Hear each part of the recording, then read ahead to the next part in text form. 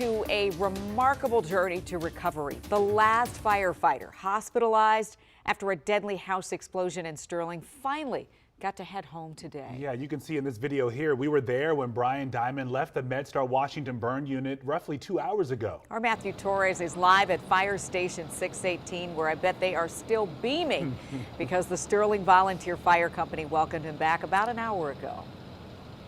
Well, Leslie, talk about an incredible moment seeing how many people were so excited for Brian Diamond to return tonight for the first time. He's talking to us about his injuries that night and fallen firefighter Trevor Brown.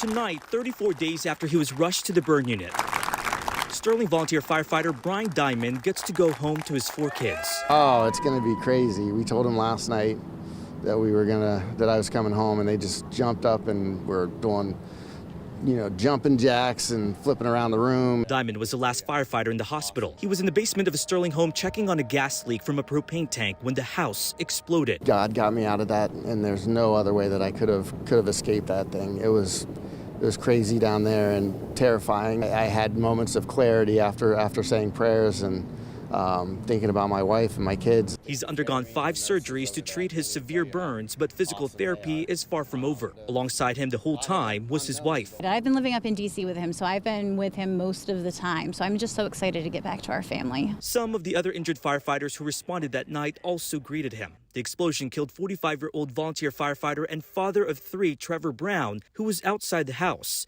Brown was laid to rest 2 weeks ago. Trevor, I love Trevor. We had just started bonding together as a unit and everything. It's really, really unfortunate. I'm very sad about everything that happened with Trevor. Tonight, while the community waits for more answers from the investigation, they're glad a beloved member is finally back. For us, having him come home is a milestone for the company. It's kind of part of our healing process.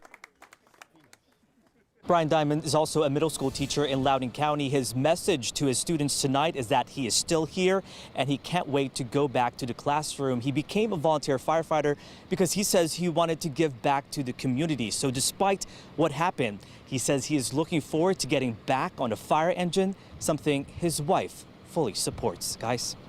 I hope he realizes the village of support he has, not just in the circles where he's known, but in the people that he's never met. Everyone pulling for him and for this day. Matthew, thank you.